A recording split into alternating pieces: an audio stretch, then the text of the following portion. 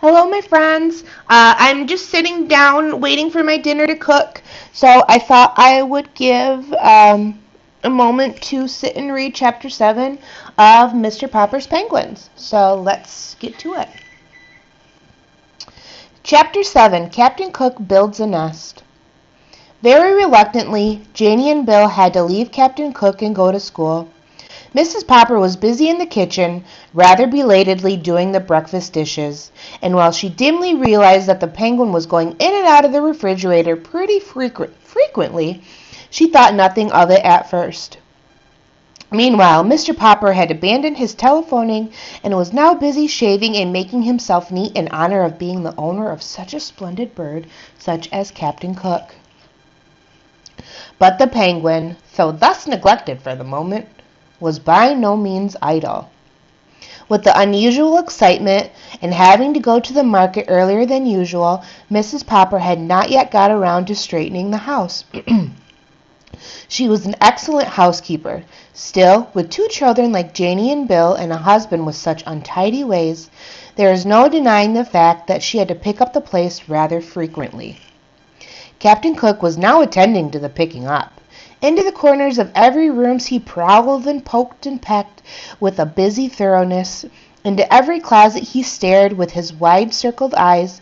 Under and behind all the furniture he crowded his plump figure with little subdued cries of curiosity, surprise, and pleasure.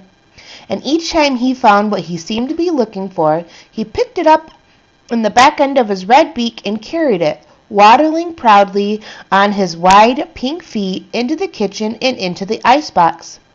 At last it occurred to Mrs. Popper to wonder what on earth the busy bird was up to. When she looked, she could only scream to Mr. Popper to come quickly and see what Captain Cook had done now.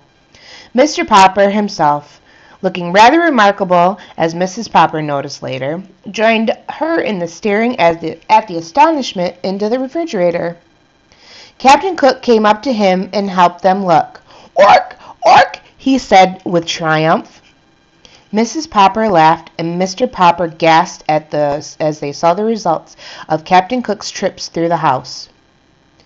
2 spools of thread, 1 white chess bishop, and 6 parts of a jigsaw puzzle, a teaspoon, and a closed box of safety matches, a radish, 2 pennies, a nickel, and a golf ball, 2 pencil stubs, 1 bent playing card, and a small ashtray, 5 hairpins, an olive, 2 dominoes, and a sock, a nail file, 4 buttons of various sizes, a telephone slug, 7 marbles, and a tiny doll's hair, 5 checkered pieces, a bit of graham cracker, a cup and an eraser, a door key, a button hook, and a crumpled piece of tinfoil, half of an old lemon, the head of a china doll, Mr. Popper's pipe, and a ginger ale cap, an ink bottle cork, 2 screws, and a belt buckle, 6 beads from a children's necklace, 5 building blocks, a darning egg, a bone, a small harmonica,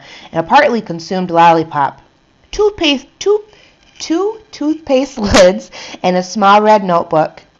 "I guess this is what you call the rookery," said Mr. Popper.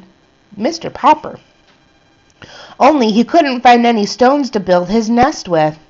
"Well," said Mrs. Popper, "those penguins may have heathen ways at the South Pole, but I declare I think this one is going to be quite a help around the house." "Ork!" said Captain Cook, and stuttered into the living room. He knocked over the best lamp.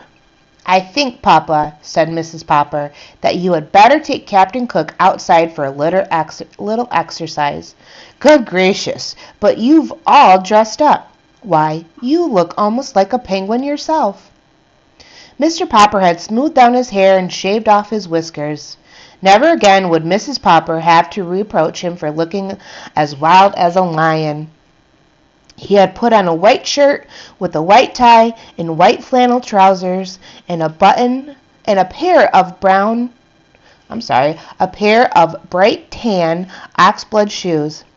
He had got out He had got out of the cedar chest his old black evening tailcoat that he had been married in, and brushed it carefully, and put it on too. He did indeed look like a little penguin. He turned and stuttered like one now for Mrs. Popper. But he did not forget his duty to Captain Cook. "Can I have a few yards of clothesline, please, Mamma?" asked Mr. Popper. The end of chapter 7. It sounds like the Poppers are kind of going through what we're going through, looking disheveled. The house might be a little messy, but that's all right now. So I will get back to you with chapter 8 tomorrow and chapter 9 on Saturday, which will be my birthday. So I look forward to seeing what happens next. Remember, I haven't read this book since I was little too, so I don't remember what happens. So I will see you tomorrow. Have a good night.